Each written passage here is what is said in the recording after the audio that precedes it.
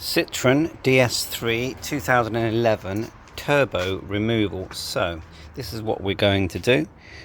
We're going to remove this section here, which is just these two bolts here that hold that in place. This bolt in here, so I've obviously already done that. Two plastic things, it went like that. Then you undo the Jubilee clip here and here. That comes away. Then you take off this like a shield, which is just again two bolts. There is one, let's find them, here and here. Okay, there you go, like so. That gets that out of the way. Pull that out. Now regarding this big pipe here, air pipe, you've got a connector here. Now it's already come off, of course, that pushes on there. Jubilee clip there, and down here there's a Jubilee clip. Now my pipe's a bit broken, that's okay, we can get us a used replacement. And then you've got a sensor, so when this pipe is connected here, from here to here, there's a sensor that clips in. So we'll just move this out the way. You've got a sensor going here. Now down there you've got the diaphragm pipe. I'll show you that a bit clearer, which is down there at the bottom. So slide that off. See if there's any, I'm sure there was another sensor there somewhere. But anyway, even if there was, yeah, it was this one here at the top here. Yeah, just basically unclip it off. You just pull the tab and you just pull the sensor away. There it is there. That sensor went in there. It's clipped into there. Just literally just pull the tab up. Gets that out of the way. Then you need to remove this sort of shield. So you've got 1, 2, 3 bolts here, and down there, quite hard to see, but 3/4 of the way down, there is a bolt. You can get to it. A long spanner would be easier. There's another bolt that I've removed that was just underneath the orange pipe. Same kind of bolt, one of these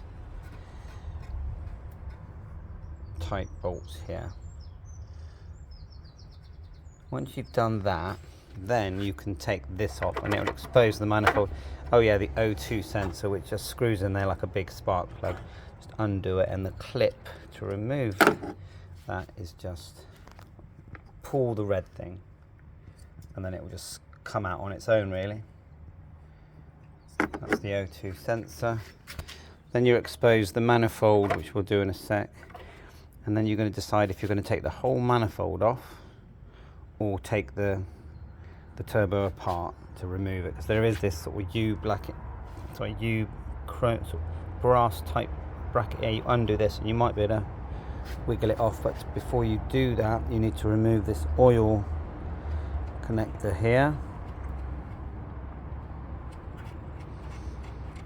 like so. And it does, I've cleaned mine a bit, but there is meant to be a hole in it, and you've got two. It's very similar in removal.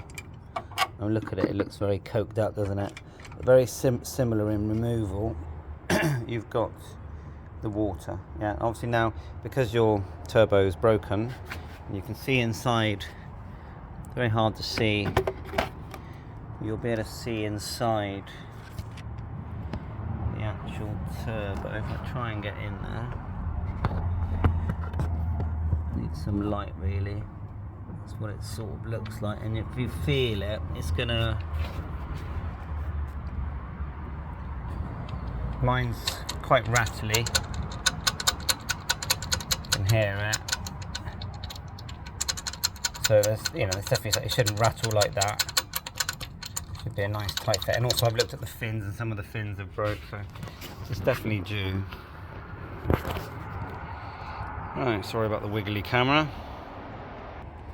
So with the bolts removed, this should pull out now. It looks like it's going to be a little bit fiddly. It might be a two-handed job, but sort of bend it out and then pull it out, and then you can see, get a better view. But you can see it's all loose now, like so. Okay, so that's all out. Oh, the other thing is disconnect your battery. Just pull that tab up and it just slides off here. Okay, so we've got this off. Look, it's quite hefty, isn't it? So you've got different options. Now some people will just remove the whole manifold, lift the whole lot out, or try and separate it here by loosening this bolt and wiggling it out. You need to remove these two large nuts as well. I think they're 19, these two, and that's 17. So we've got the two bolts here. That's for the air coolant. Just one above the other there, and then the top one was the oil.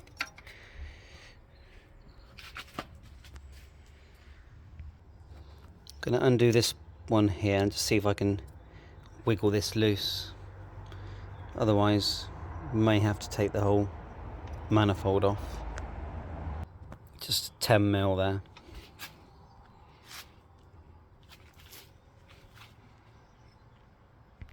If you look at this bracket, so that's how it started. As you turn it round, it has like a sort of like a clamp. See that clamp? So it's only got a bolt on one side. Down below, you've got that gold bar that you can see just here, just there. Look, which is connected to the. Looks like it's connected to the. So you might have to disconnect that bar from the diaphragm. Might have to disconnect it from that for it to come out. So we got the bracket off that was there, and I'm just sort of tapping it gently with a rubber hammer to separate. I don't really want to put a screwdriver in that gap, but I could do. But we're just going to wiggle it and tap it and see if it just comes away. It is moving. I'm still not sure about whether I can disconnect the diaphragm